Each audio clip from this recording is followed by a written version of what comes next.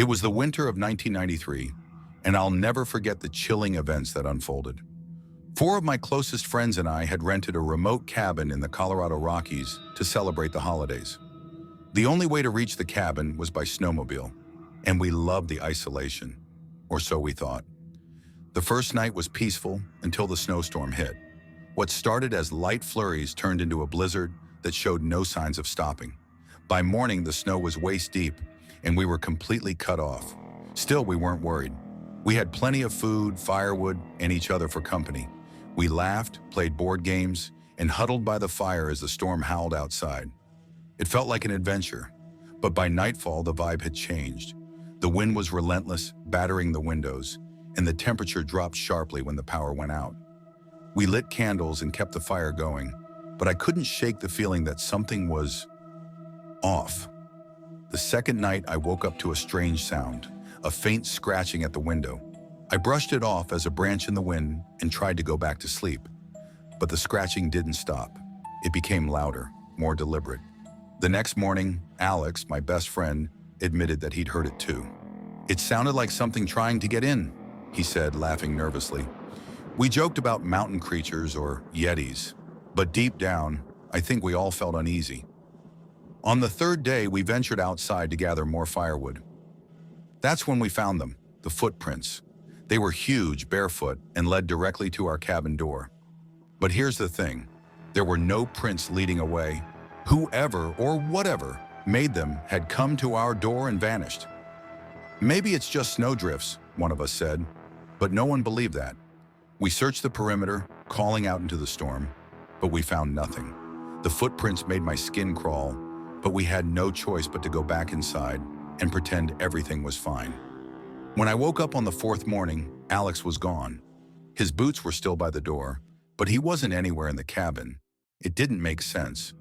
Why would he leave barefoot in the middle of a blizzard? We searched everywhere.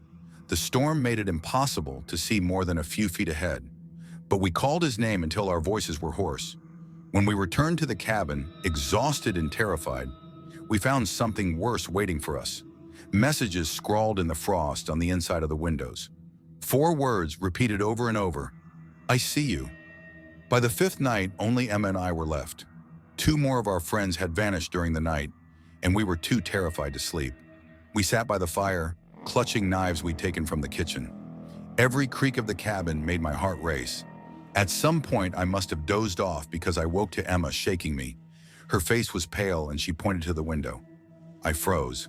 A figure stood just beyond the glass, tall, shadowy, with glowing eyes that pierced the darkness. It didn't move. It didn't blink. It just watched. That was it. We grabbed what we could and ran into the storm. I've never felt cold like that, snow soaking through my clothes as the wind whipped around us. We didn't care. We just needed to get out. When a search party finally found us 2 days later, we were half frozen and delirious. I tried to explain what had happened, the footprints, the messages, the figure, but they just looked at me like I was crazy. I begged them to go back to the cabin and retrieve our things, but one of the rescuers shook his head. "There's no cabin up there," he said. "That area's been abandoned for decades." To this day, I don't know what I saw. Some nights I dream about the figure in the window, and I wake up in a cold sweat. Emma and I don't talk about it anymore. It's too painful. The others were never found, and the cabin, well, it might as well have never existed. But I'll tell you this, if you ever find yourself in a remote cabin during a blizzard and you hear scratching at the window, don't look, don't open the door, just run.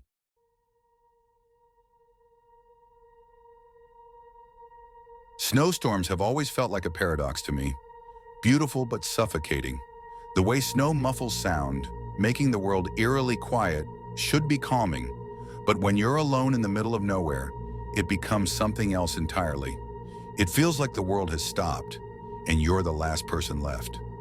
That's exactly how I felt when I decided to rent an old cabin in the mountains for a winter getaway. The idea was to escape the chaos of the city and get a few days of solitude. I'd brought books, a couple of puzzles, and enough firewood to last me through the week. The cabin was rustic but comfortable, tucked away in the forest, miles from the nearest town. It had no internet, no cell service, just me, the snow, and the quiet. At first, it was everything I'd hoped for. The first 2 days were peaceful. I spent my time hiking the snow-covered trails, listening to the crunch of my boots on the frozen ground, and cozying up by the fireplace in the evenings. The storm arrived on the third night, just as I was starting to feel truly relaxed. At first, I didn't think much of it. The weather forecast had mentioned heavy snowfall, and I'd stocked up on supplies. But as the night went on, the wind picked up, howling through the trees and rattling the shutters. By midnight, the windows were covered in a thick layer of snow, and the cabin felt like it was encased in a frozen tomb. I was curled up on the couch trying to lose myself in a book when I heard it, a faint but deliberate knocking. It wasn't at the front door. It was coming from the window behind me. My heart stopped. I sat there, frozen, trying to convince myself it was just a branch tapping against the glass. But when I turned around, I remembered something that made my blood run cold. There were no trees close enough to touch the cabin. Grabbing a flashlight, I forced myself to approach the window. The beam of light cut through the storm outside, but all I could see was swirling snow. The knocking stopped as soon as I got close.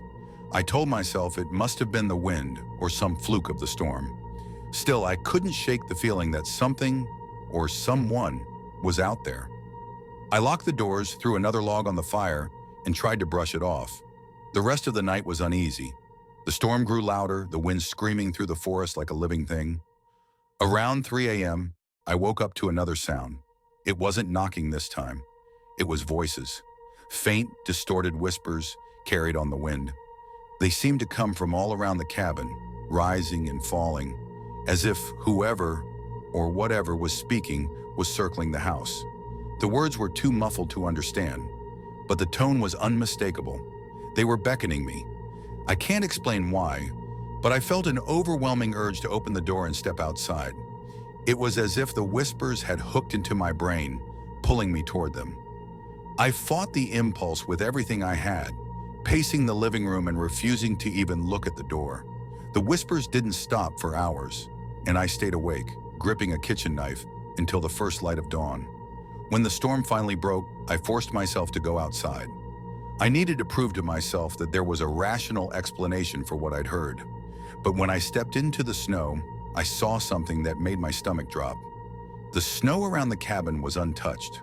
No fallen branches, no animal tracks, nothing to suggest a logical source for the knocking or the voices. But then, as I rounded the corner of the house, I saw them. Footprints. They weren't mine. They were small, barefoot and human-like, but too small to belong to any adult. They circled the cabin, hundreds of them, overlapping and weaving in impossible patterns.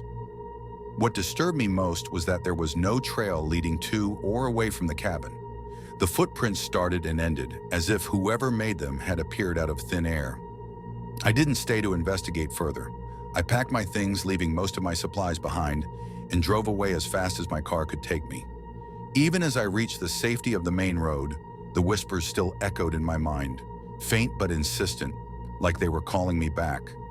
To this day, I don't know what was out there in the blizzard, and I don't think I want to. But every winter, when the wind howls outside my window, I feel that same tug, the one that almost pulled me into the storm. And I wonder if I'd stepped outside that night, would I have ever come back?